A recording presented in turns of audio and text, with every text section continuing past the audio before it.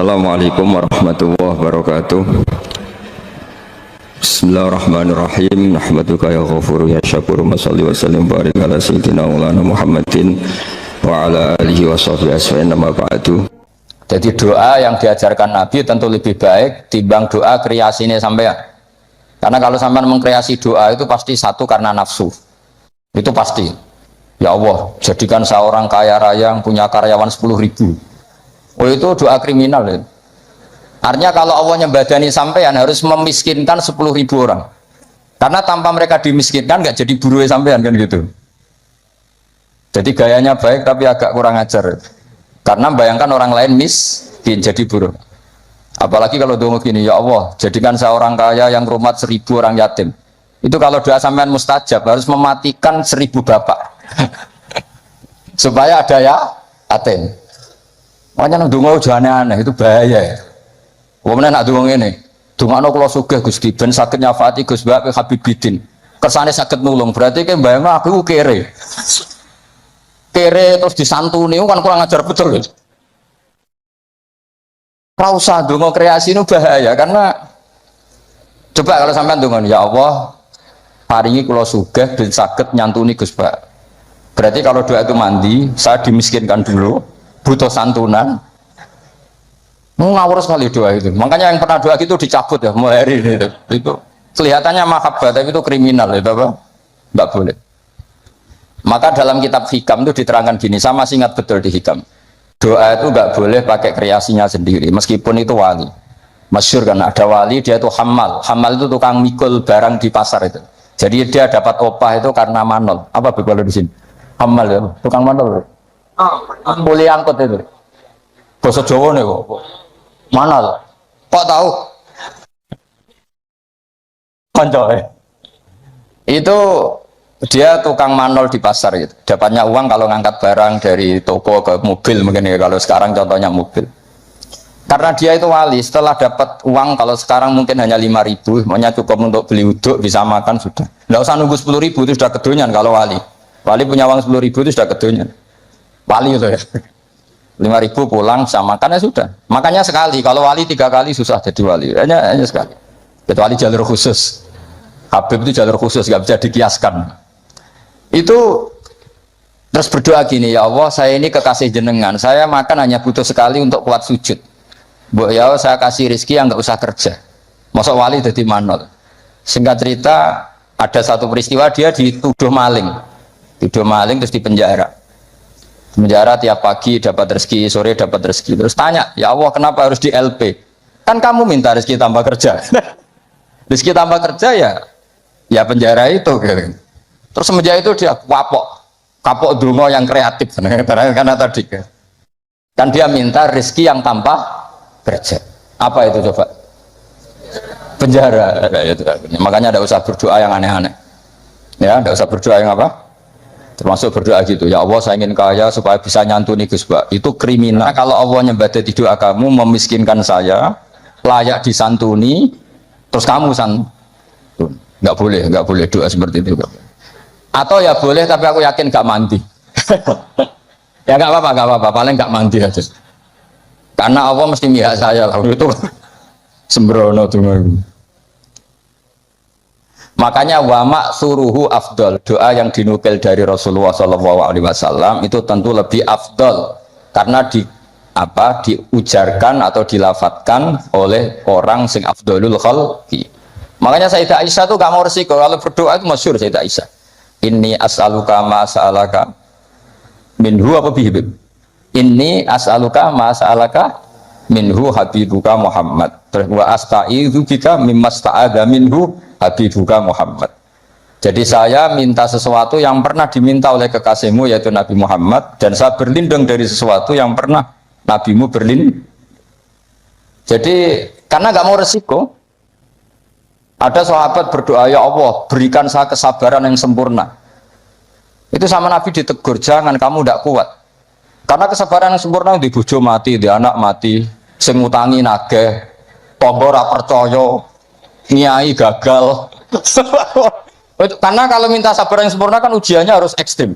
Bojo minggat, anak minggat. Makanya kan Nabi jangan minta doa seperti itu. Nanti kamu Padahal kesannya religius, minta ya Allah saya jadi orang yang sabar. Karena sama Nabi ditegur, jangan kamu ndak. Ya jadi jangan berdoa yang kreasi, itu efeknya itu ndak baik. Ya, wa maksuruhu afdal. Kalau kesusahan ya semuanya Rabbana atina fid dunya hasanah. Ya itu aja ya, aman ya, apa? Aman. Doa sapu jagat kata orang-orang itu pokoknya Rabbana atina fid dunya hasanah wa fil akhirati hasanah wa qina adzaban.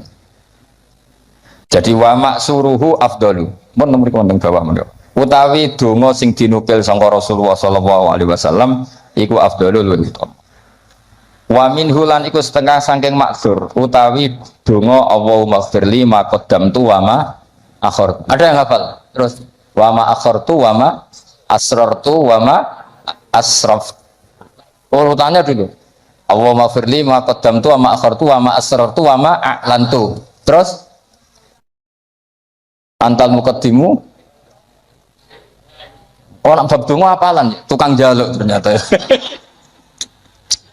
Teruskan. Ila ila anta subhanak terus ini kuntu itu mesti malaikat selangit bilang kamu sudah tahu kalau kamu minad dzalimin. Ini kuntu minad dzalimin. Terus ada lagi yang populer, Allahumma firli dzambi kullah, terus dikohu wa jillahu wa awalahu wa akhirahu wa alaniyatahu wa sirrahu. Jadi doa yang maksur itu lebih apa? Afdol. Tapi tadi ya kalau untuk ngajari orang awam nggak boleh panjang-panjang, terutama yang jadi imam. Nanti kasihan yang jadi apa? Makmum. Jadi ajarannya Nabi itu kalau orang jadi imam, sholatnya itu disuruh cepet. Itu zaman sahabat. Cepet tuh nunggu disuruh. Alhamdulillah kan kita tanpa disuruh sudah cepet. Jadi zaman sahabat itu zaman masih waras, sehingga untuk sholat cepet saja nunggu diperintah Rasulullah. Andai kan Rasulullah menangi zaman akhir, pernah perintah cepat apa enggak? Oh enggak pernah, karena sudah cepat sekali, sudah tidak cepat lagi ya Pak. Cepat sekali, malah mungkin agak dilarang. Maksudnya cepat ya tidak seperti itu. Karena kita sudah parah. Masa terawih hanya berapa? 7 menit ya? Itu 20 rakaat. Berarti 7 menit itu berapa berarti? Itu dibagi 20, berarti per 3 menit ya? Dapat 2 rakaat. Itu parah itu. Untungnya sholat sunat, kalau sholat fardu tak demo itu. Ya itu ya, jadi termasuk yang warid atau maksur adalah Allahumma firli ma qaddamtu wa ma akhartu saterusnya. Wa yusannu lan den sunanto apa ala yazida yen to ora nambe apa doa ala qadri tasyahudi ngatasé kadar tasyahud wa sholati lan kadar sholawat ala nabi sallallahu alaihi wasallam. Nah ini fikih yang sangat saya setuju. Sebaiknya kalau minta sesuatu kepada Allah tidak melebihi sighatus tasyahud atau sighatus sholawat ala Rasulillah sallallahu alaihi wasallam. Ini fikih yang sangat etis menurut saya, sangat beretika. Mosok nyebut Nabi Allahumma sholli ala Muhammad berapa kalimat Allahumma sholli ala 3 kalimat, padahal Nabi yang mensyafaati kita, yang sudah baik mengeluarkan kita minadz dzulumati ilan nur. Tapi ketika kepentingan kita bisa berkalimat-kalimat. Itu jare Allah mesti ngene, iki piye? Eling Nabi ini mau tolong kalimat, eling hajate dhewe berkalimat-kalimat. Itu gak ada etika. Mana ndonga ku aja nglangkai kadar tasyahud dan sholat alan Nabi. Makanya saya itu termasuk orang yang kalau baca sholawat itu jarang berdoa, mau sidik tok di belakang. Jangan sholawatnya sedikit, kemauannya banyak. Makanya sholawat masisiyah itu menurut saya itu bagus sekali, karena nyifati Nabi panjang sekali. Nabi adalah orang yang manfalakotil anwar waratakotil hakoib, disifati banyak baru minta sedikit. Kalau kamu kan enggak. Allahumma barakati sholat ala nabi wa salli ala Muhammad ikdi hajatina wa hajati abaina wa abnaina. Terus bakas bapak boe tanggan nyebutin nabi pisan tapi nyebut hajatnya gak barbar. Itu sangat tidak sopan dalam aturan yang benar. Tapi dalam aturan toleransi itu tidak apa-apa. Ilmunya baru sampai situ, paham ya? Jadi ini jelas ya, apa wa yusannu apa tadi itu? Wa yusannu alla yazida ala qadri tasyahud wa sholat ala nabi sallallahu alaihi wasallam ya. Doa itu ya sunat Tapi usahakan proporsinya jangan lebih panjang ketimbang apa? Syahadat dan sholat. Karena ini menyangkut etika. Menyangkut apa? Etika. Masa nyifati Allah sekenanya, misalnya ingat Nabi juga sekenanya, kemudian ingat hajatnya sendiri panjang. Ini jelas ya, jadi itu etika. Makanya alhamdulillah guru-guru kita ngajari sholawat itu paket lengkap. Kan kita sholawat kita kan paketnya lengkap. Coba sekarang dihitung saja. Allahumma sholli ala sayyidina Muhammad wa ala ali sayyidina Muhammad kama shallaita ala sayyidina Ibrahim wa ala ali sayyidina Ibrahim. Wa barik ala sayyidina Muhammad wa ala ali sayyidina Muhammad kama barakta ala sayyidina Ibrahim wa ala ali sayyidina Ibrahim fil alamin innaka Hamidum Majid. Terus paket doanya sedikit. Ya tadi karena kebetulan sampai napalnya kan hanya Allahumma inni a'udzubika min adzabil qabri wa min adzabin nar fitnatil mahya wal mamat fitnatil masiihid dajjal. Jumlah itu dengan sholawat tadi banyak man. Banyak sholawat itu masih bagus. Ya jadi apa ya menurut saya fikih ini bagus ya. Jadi apa? Disunatkan doa itu tidak melebihi jumlah apa? Tasyahud dan sholat. Kira-kira ya seperti itulah etikanya memang seperti itu. Ya jadi kecuali doa itu panjang tapi kamu tidak niat disembadani, mau bukti butuh yang pangeran.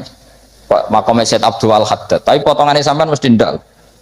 Syed Abdul Haddad itu saya berdoa bukan karena saya butuh, untuk menunjukkan saya iftikor dan ibtihal sama Allah. Jadi yang minta itu bukti butuh saja, tapi nggak ingin disembadani. Tak pikir sampai anda seperti ya jaluk tenan arah disembadani. Jadi nak jaluk disukani Gusti lah kok boten malah sekolah teruskan gitu. Watani asyara utai kang kaping 12 iku assalamu salam. Jadi rukun yang ke-12 adalah salam. Wa aqalluhu ta sithik-sithik salam ku assalamu alaikum. Pakai al. Wal asahu ta sing asa iku jawazu salamun alaikum. Boleh misalnya redaksinya bukan assalamu alaikum tapi pakai apa? Salamun alaikum tanpa al. Al asah utai sing asa al mansus la yujzihu ranyukupi apa salamun alaikum hu ing iki wa. Wallahu a'lam. Wa annahu lan satemene kelakuan iku la tajibu ora wajib niatul khuruji niat keluar sangka salat maksud. Wa akmaluhu te sempurna-sempurnane salam assalamu alaikum warahmatullah. Ya kita kan jadi sebetulnya yang wajib hanya assalamu alaikum. Tapi karena kita taunya assalamu alaikum warahmatullah ya kita semua bilangnya assalamu alaikum warahmatullah. Marrota ini kelan rong ambalan yaminan kelawan arah nganan wasimalan kelawan arah ngiwa. Multafitan hale wong sing melengak fil ula ing dalam taslimah sing ula hatta yura sehingga iso den tingali apa khadduhu pipine wong al aimanu kang kanan wa fisaniyati al aisaru iso ditingali pipi sing kiwa. Jadi melengake tenanan sekiranya orang di belakang kamu bisa melihat pipi kamu, tapi itu sunat tok loh ya, gara-gara sunat banyak yang tidak melakukan. Sebenarnya salam itu sampai gini sehingga orang di belakang kamu bisa melihat pipi. Ya kalau dari kanan ya pipi kanan, nanti kalau ke kiri ya pipi kiri. Terus nawiyan khale wong sing niat assalamu ing uluk salam alaman ing atase wong an yamini wa yasari minal malaikati wa insin wa jinnin. Ketika bilang assalamualaikum salam untuk kalian semua. Nah, itu niatkan untuk malaikat yang di kanan kamu atau manusia di kanan. Karena redaksinya harus ada objeknya assalamu alaikum, salam untuk kalian semua. Kalau gak niat untuk malaikat kan nanti repot. Nak pinggiran tembok atau pager. Terus pager itu piye karepe barang mati kok disalamin. Itu kamu niatin kan kita pasti diikuti malaikat. Yang masyhur ya Raqib Atid. Wis disalami terus. Ben rodo nak kita salah ora pati ditulis tenanan mergo napa? Loh ya betul di hati-hati situ. Malaikat bagian kesalahan itu kalau kamu salah itu sebenarnya tidak berani nulis. Karena sungkan malaikat yang di kanan. Jadi malaikat itu ya punya sungkan. Kamu kira terus selonang itu enggak? Ada etikanya. Jadi malaikat yang nulis kebaikan sama yang nulis keburukan itu senior yang nulis kebaikan. Sehingga kalau kebaikan satu ditulis berapa? 10. Kalau keburukan satu kalau nggak jadi dilakukan malah ditulis baik. Ya kan? Asal nggak jadi loh ya. Nah kalau jadi ditulis tapi agak buram. Karena sekali istighfar disuruh ngapus. Jadi sebenarnya jadi umat Islam itu penak, pokoknya gampang. Tapi jangan terus model dagang. Satu hari saya sudah kebaikan 1, boleh maksiat 10, masih impas ya. Boleh. Agama tidak boleh di logika gitu. Lama-lama kamu sholat di masjid haram kan sama dengan 1000 sholat, terus pulang nggak usah sholat 1000 kali ya kan masih ada. Wah ya kacau kalau agama seperti itu ya kacau. Nggak boleh agama dimainkan gitu, nggak boleh. Waman tesapani wong ajaza iku apes sapa man anhuma saking tasyahud lan sholawat tarot jama mongko nerjemah sapa man. Ana sing maca tarjamah iki sami. Wa ya tarot jamu lidua wa dzikri al mandub sapa al ajizu lal qadiru fil asab. Jadi untuk orang yang tidak mampu melafatkan tasyahud secara bahasa Arab itu boleh pakai apa? Terjemah. Ini enaknya Islam.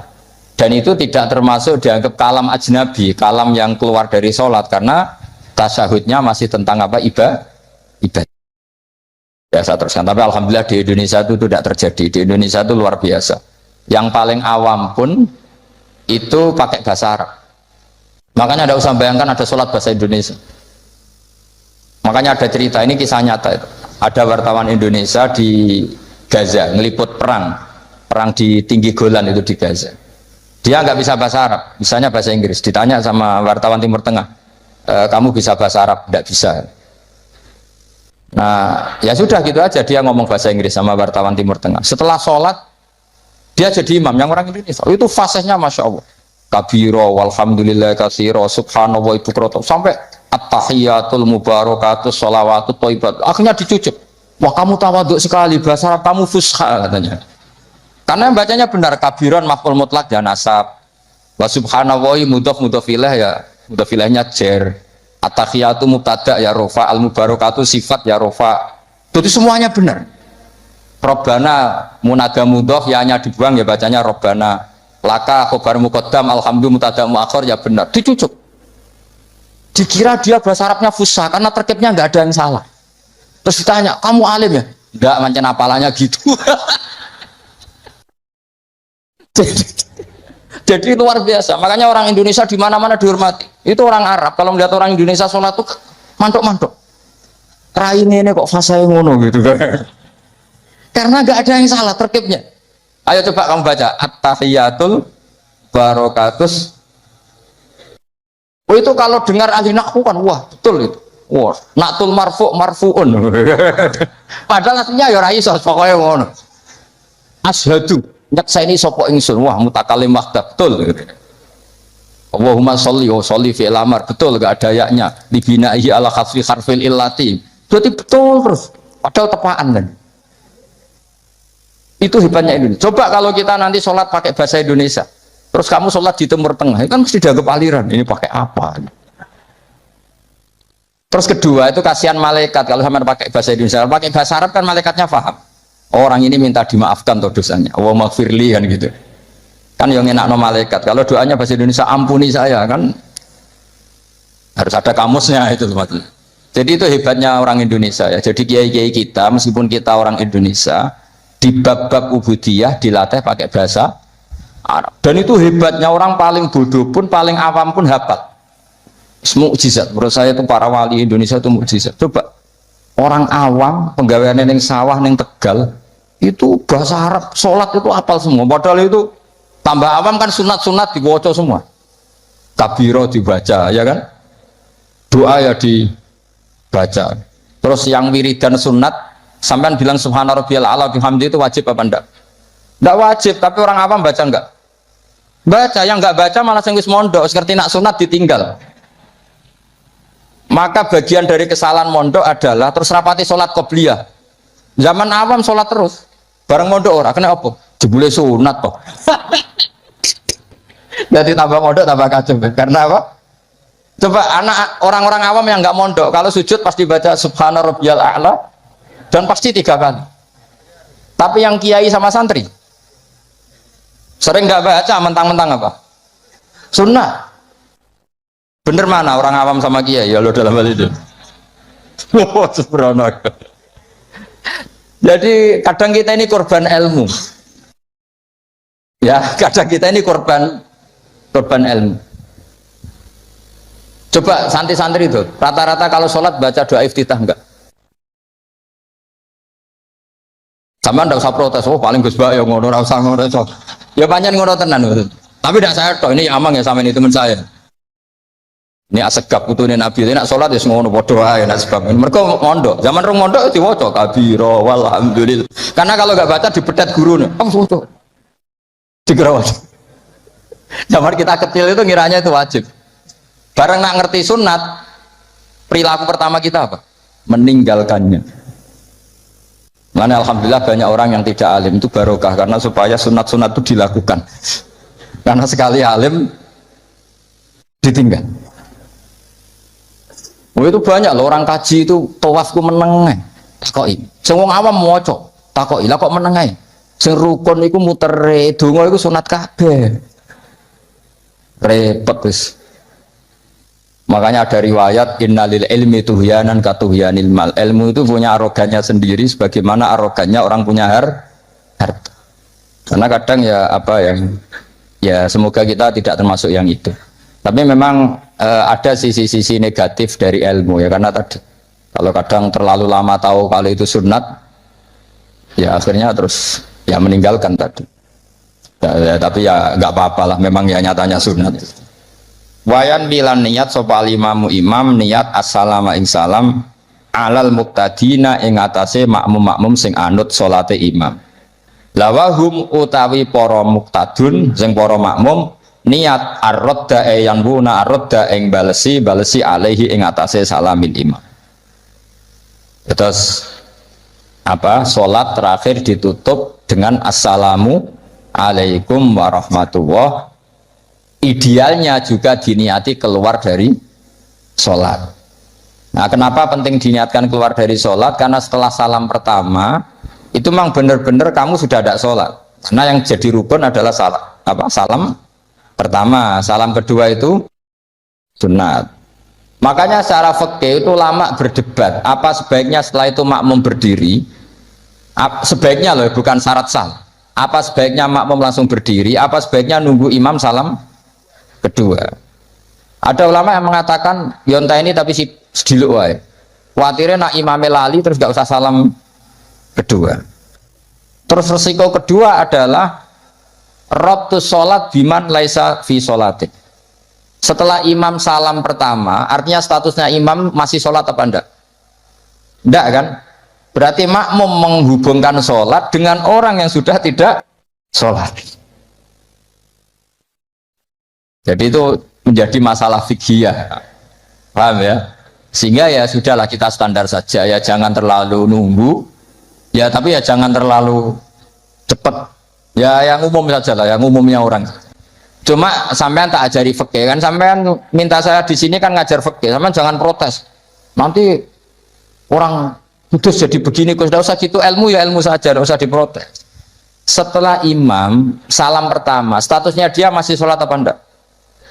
Enggak kan? Sudah keluar dari sholat. Artinya kalau makmum terlalu lama, dia mengikatkan sholatnya dia sama orang yang statusnya sudah tidak sholat. Paham ya? Tapi kalau kamu terlalu langsung berdiri, kamu kan tidak tahu kepastian assalamu lagi sin podo mem. Podo as langsung muatek. Ini makmum balik lowong belum selesai kok. Ya pokoknya gitulah, sampai nanti kalau sholat ya bisa sendirilah. Pokoknya sudah gitu. Saya hanya ngajarkan secara apa status fikihnya, apa status fikihnya seperti itu ya. Jadi salam yang benar-benar rukun itu hanya salam pertama, dan karena salam pertama sudah dilakukan imam, artinya imam itu wes tidak sholat. Hanya kalau sampai terlalu lama berarti menggantungkan sholat kamu dengan orang yang sudah tidak sholat. Nah ini yang saya akan memberi maklumat ke sampean, ini penting saya utarakan. Terus ada keunikan dan ada perbedaan. Kalau sampean sholat imamnya itu biasanya habis sholat madhep mana? Umumnya di kiai ini sampean tetap madhep kiblat apa madhep ngalor? Cara Indonesia. Ayo yang madhep kiblat, kiainya madhep kiblat ngaco. Yang gampang itu. Kiblat. Yang serong. Buka serong kaya wong nakal ya. Madhep utara, madhep ngalor. Apa? Berapa? Imam sampean madhep ngalor. Terus nak sing madhep ngetan. Enggak ada kan?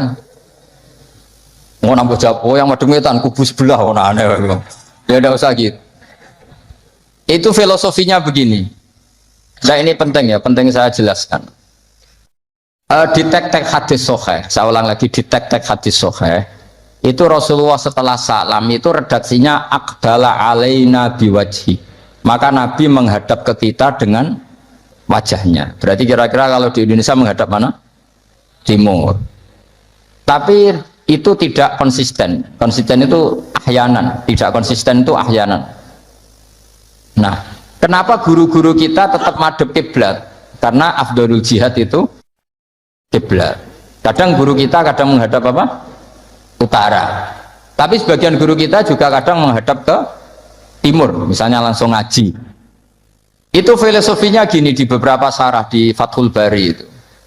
Nabi itu kan sholat, dengerin ya, Nabi itu sholat. Makmumnya itu rata-rata itu kadang 7 kilo dari dalamnya Nabi. Dengerin ya, berapa?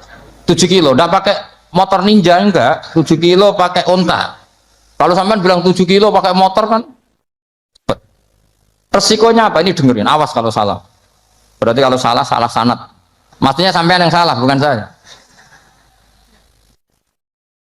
Artinya andekan, tak ulang lagi, andekan Nabi tetap berposisi menghadap kiblat, maka makmum yang baru datang tuh ngira Nabi masih sholat. Sehingga kadung Allahu Akbar langsung duduk, karena ngiranya Nabi masih, padahal Nabi sudah tidak. Maka untuk mengantisipasi itu Nabi memaklumatkan diri dengan akhwalnya, perilakunya, beliau menghadap makmum supaya ada kepastian kalau beliau sudah selesai sholat. Sehingga karena illatul hukmi seperti ini, kita fleksibel, kadang madhep kiblat, kadang madhep ngalor, kadang madhep nge. Itu ada filosofinya, orang gagah-gagahan. Ada yang madhep ngetan terus, pokoknya Nabi seperti ini, tidak seperti itu. Semua perilaku Nabi yang tidak wajib itu disara-sara disebut ahyanan, sesekali tempo. Maka yang penting bagi imam itu begini, yang penting setelah selesai salam itu tunjukkan kalau sholat kamu selesai. Makanya banyak yang astagfirullahaladzim buantar untuk menunjukkan ini sudah mulai wiridan badas sholat. Jadi sebetulnya kalau menurut fikih beling itu boleh saja kamu mengatakan bar salam, wis bar lo dulu. Tapi itu kan beling sekali masa bar sholat. Tapi itu bagus, bagus untuk kelas kamu maksudnya, supaya ada kepastian bahwa sholatnya sudah selesai.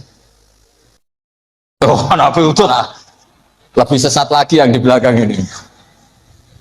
Itu ada ilmunya, sampean cek di Fathul Bari. Supaya kenapa saya cerita ini, biar yang menghadap ngalor ya gak fanatik, yang menghadap ngetan juga tidak, karena itu hanya untuk menunjukkan kalau Nabi sholatnya sudah selesai. Coba bayangkan Nabi itu idola kan, sudah jauh-jauh 7 kilo ke situ naik onta atau naik kuda, terus ngerti Nabi masuk madhep kiblat, mesti cara sampean alhamdulillah Nabi urung salam kan gitu. Barang wis melok lungguh dibeli Nabi, subhanallah, subhanallah, alhamdulillah. Lah ya terus makmume beling, wah rugi aku.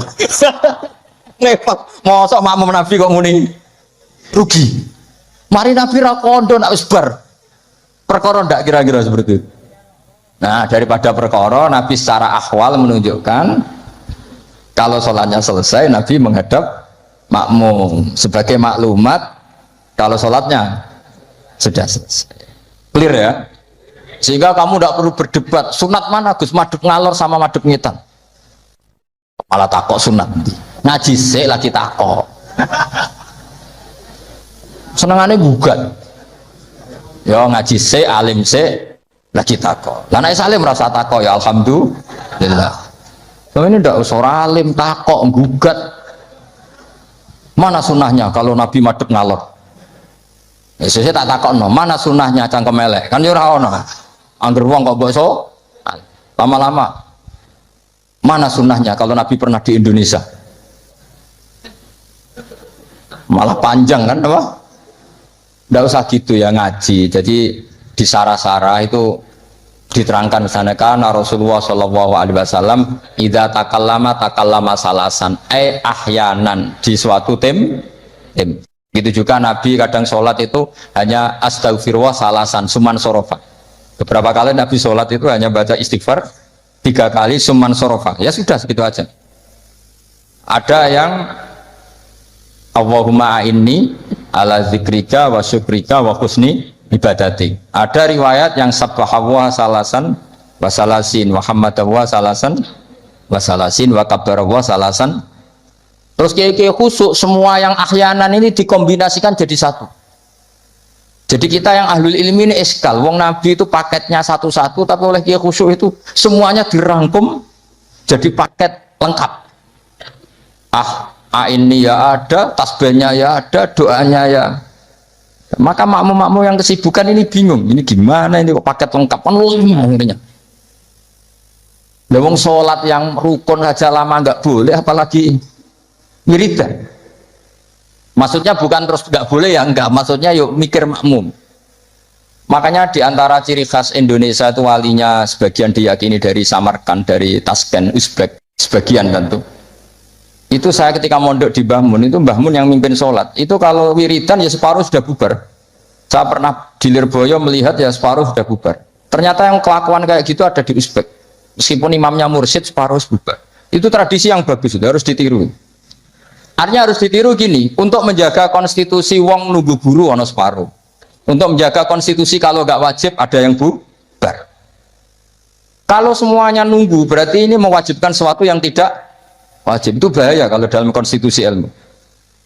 Said Abdullah bin Husain bin Thohir yang ngarang Sulam Taufik itu diantara masalah besar dalam ilmu apa? Ijabu malam yajib, mewajibkan sesuatu yang tidak wajib. Sehingga para ulama itu yang ikuti Sulam Taufik yang dikarang Said Abdullah bin Husain bin Thohir, benar ya? Abdullah bin Husain bin Thohir. Itu kalau muridnya wiridan terus dia mau, cung ora wajib kok wiridan terus, enggak dikira wajib. Tapi nak tahu ora tahu wiridan ya dia mau, sunat ora tahu bolak kon gitu. Nah itu akhirnya di Indonesia itu bagus, pondok-pondok besar di Indonesia kalau kiainya, padahal yang imami kiainya, apalagi ketua keamanan malah ditinggal. Oh penggane nangkep wong kan gitu. Pak dulu pernah sholat, Mbah Mun nggak ngimami, yang imami ketua keamanan itu belum takbir separuh sudah bubar. Karena kecewa kan kita ingin makmum Mbah Mun, ngapain ini yang maju? Wah repot. Ya jadi tradisi itu jangan pahami yang macam-macam ya. Bubar separuh, anggap saja menjaga konstitusi ilmu bahwa tidak boleh yang nggak wajib berstatus wajib. Tapi yang tetap wiridan ya monggo, mungkin tidak punya kesibukan. Sehingga Quran itu fleksibel. Orang baik itu siapa? Orang baik adalah yadhkuruna wa qiyamau wa qu'udaw wa ala junubihim. Jadi wiridan tidak harus nunggu, sambil berdiri ya boleh, sambil jalan ya boleh. Fa idza qudiyatis sholatu fantashiru fil ardi wabtahu min fadlillah wazkurullaha katsiran. Itu ayat wazkurullaha katsiran itu setelah fantashiru ya sudah, kalau mau bubar ya bubar nggak apa-apa. Tapi harus selalu ingat Allah. Jadi dulu itu ulama dulu itu rileks. Makanya di kenangan hadis-hadis sahih, faminna man kada, sebagian kita begini, sebagian kita gini. Padahal itu masih disaksikan Rasulullah Shallallahu Alaihi Wasallam karena nggak boleh ijabu malam yajib. Dari Sayyid Abdullah bin Husain bin Thohir, pengarang Sulam Taufik, di antara kesalahan dalam ilmu adalah apa? Mewajibkan sesuatu yang tidak wajib. Sehingga Rasulullah saking menjaga konstitusi itu, Rasulullah itu figur yang luar biasa. Sampean sowan bupati atau sowan kiai, barokok, bertangi turu, kira-kira sopan apa enggak? Enggak sopan kan? Harus sikatan dulu. Sebab itu normalnya sikatan itu wajib kalau mau sholat. Mau sowan kiai wes sikatan. Tapi Nabi kalau mewajibkan sikatan, maka melanggar konstitusi ilmu karena mewajibkan sesuatu yang tidak. Padahal Nabi berhak karena beliau Nabi musyarrek. Tapi Nabi ngedikannya kelihatan ngeper. Tapi ngeper ini menunjukkan Nabi betapa mutabakhir fil ilm. Laula an asyukko ala ummati la amartuhum bisiwak inda kulli sholat. Umpama gak masakoh ning umatku siwak tak wajib no. Karena secara etika harusnya wajib. Tapi secara konstitusi nyatanya tidak wajib. Nah karena baina ini, kira mana nih baina? Ya antarane iku, be antarane iku. Nabi ngendikane laula an asyuk. Nabi itu suka qiyamul lail, itu suka sekali, bukan enggak sekedar suka. Jika beliau qiyamul lail di masjid. Tapi ketika sahabat ikut qiyamul lail lagi, Nabi enggak keluar lagi. Karena takut dianggap wajib. Itu Nabi. Makanya saya itu sebenarnya kepengen puasa Senin Kemis, tapi anggar kiai kok puasa Senin Kemis kok dikira wajib. Mulane aku ora tau poso. Maksudnya aja ditiru, ini mau cerita. Ini agak-agak arogansi ilmu, tapi memang harus ada yang jaga konstitusi ilmu. Ini saya punya teman ya amang rokokan. Mungkin untuk menunjukkan ada kaul sing ngarani oleh. Wah, buktinya aku rokok. Tapi saya nggak rokok. Jadi harus ada yang menjaga konstitusi. Saya sering ngecek beberapa hadis. Nabi itu kalau ada sesuatu yang positif, inginnya itu diwajibkan. Tapi secara konstitusi enggak wajib. Misalnya menggambarkan betapa pentingnya taatnya istri sama suami. Nabi ngendikan gimana tuh? Kalau saja boleh, seseorang makhluk boleh sujud sama makhluk, maka saya akan memerintahkan seorang istri bersujud sama suaminya. Tentu suami yang tidak kayak sampean, maksudnya itu gambaran gimana? Sampean harus disujudi, ora dipisoi sampai gitu kan. Artinya Nabi itu menjaga konstitusi ilmu itu luar biasa. Ya kayak tadi, normalnya sikatan tuh wajib gak? Wajib kan, normalnya loh. Karena tangi turu berrokokan. Terus muni Allahumma lakal hamdu. Tapi kalau diwajibkan secara konstitusi tidak wajib. Tapi secara etika wajib. Makanya ketikanya ngeper laula an asyukko ala